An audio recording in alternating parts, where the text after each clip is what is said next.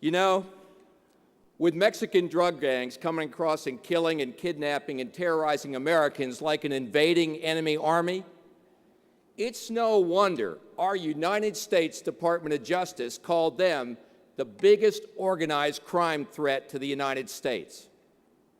Yet, the political elites in Washington, D.C., they couldn't care less. According to the Wall Street Journal, President Obama is cutting funding for Border Patrol agents and denying their requests for equipment.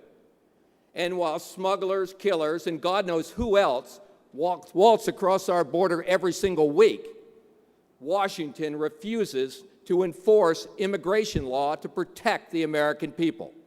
That's shameful, it's dangerous, it's a dereliction of duty, and it's got to stop now.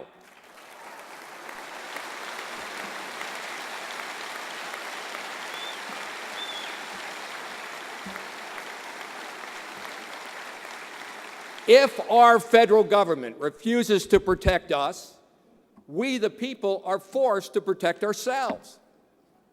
That's what Arizona did.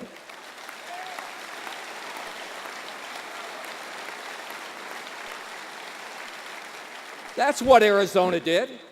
After drug gangs turned Phoenix into America's kidnapping capital, and Washington refused to use its own immigration law to protect its own citizens, what happened is a desperate Arizona had no choice but to pass its own version of existing federal law. And let me say that again. The desperate people of Arizona had no choice but to pass their own version of existing federal law so that they could enforce what Washington, D.C. wouldn't. They saw no other option. But before the ink was even dry on that law, Washington set out to condemn it. And without doing anything to solve the crisis that forced Arizona to pass the law in the first place. You saw it, from House Speaker Pelosi to Senator Charles Schumer, the same political elitists who want to deny your right to protect yourself from violent criminals want to block enforcement of a law that could stop those drug cartel kidnappers and killers. Ladies and gentlemen, it's been reported that 2 months ago, in Cochise County, Arizona, a rancher found and reported a massive shipment of drugs on his property. Soon after, the smugglers came back, broke down his door, tied the man up and his wife, and vowed to come back and kill them both if they ever interfered with their drug shipments again. Well, a week later, a few miles east along the border, another rancher was working his land and minding his own business. Just a few hours before sunup on Palm Sunday, authorities believe a gunman came back and shot that man down. They killed him in cold blood. That criminal shot Robert Krentz and his dog. Yes, his name, which you're probably hearing for the first time today, has been almost universally ignored and forgotten by the political class and media losers who owe every one of us so much more. Robert Krentz was a husband and a father. Robert Krentz became a life member of the National Rifle Association 26 years ago. And his sons, Andy and Frank, are life members of the NRA. And his daughter, Kyle, is a member. His sister-in-law is a member. And additional family members are also NRA members. That's right. They killed one of us. They attacked and invaded an NRA family. They attacked everyone in this room this morning. Ladies and gentlemen, one of the cruelest cuts of the media is the way they sometimes reduce a man and his life and his loss to little more than a name. So who was Robert Krentz? Robert Krentz was a man of true temper and kindness and uncommon compassion.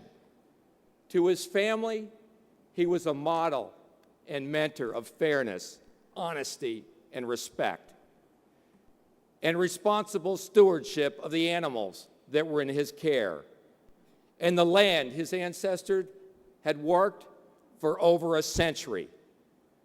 To his neighbors and to his friends, he was known as a kind and gentle soul you could count on to help you in time of need. And if he happened to find an immigrant suffering in the relentless heat, Robert Krentz was the kind of man who'd give him the water or the food that they needed, whether he was trespassing or not. Robert Krentz was not a man to harbor malice for anyone. He just wanted to feel that his family could be safe in their own home, on their own land. Robert Krentz was one of the good guys. Robert Krentz was one of us. Ladies and gentlemen, let us be silent for a moment in honor and respect for the lost life of a good and decent man.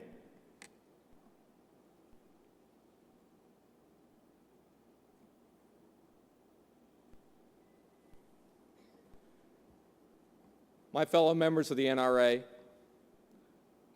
with the world watching us grieve, let them see and hear us welcome and embrace Rob Krentz's wife, Susan, his son, Andy, his daughter-in-law, Amanda, and his youngest son, Frank. Will you please stand up?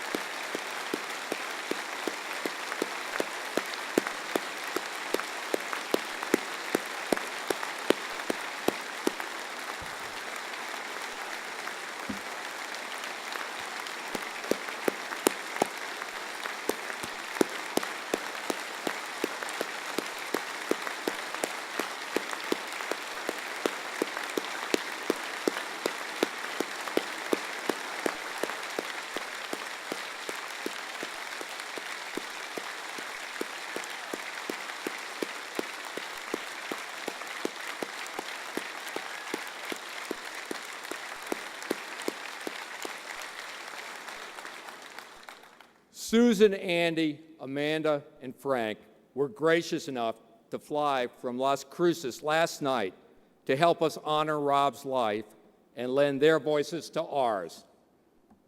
The National Rifle Association of America will not forget Rob, and we will not forget you.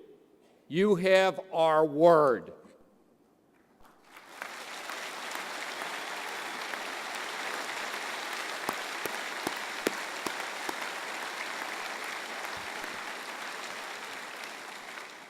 The Krentz family will be with us tonight at the celebration of American Values Freedom Experience.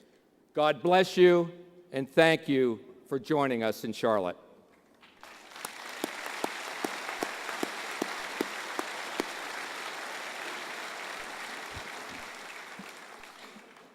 You know, I'm going to say it.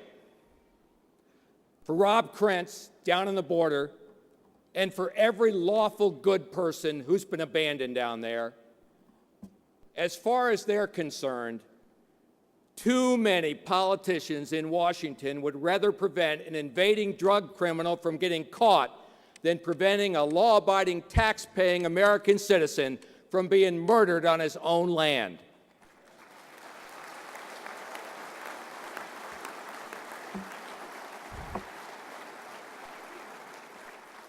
No matter how you feel about Arizona's law, none of this should ever have happened.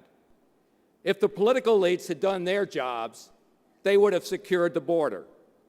They would have prosecuted illegal alien drug gangs and criminals. If they had done their jobs, they would have prevented ranchers from being murdered and Hispanic victims from being kidnapped and killed. If the elites had done their jobs, Arizona would never have had to pass this law.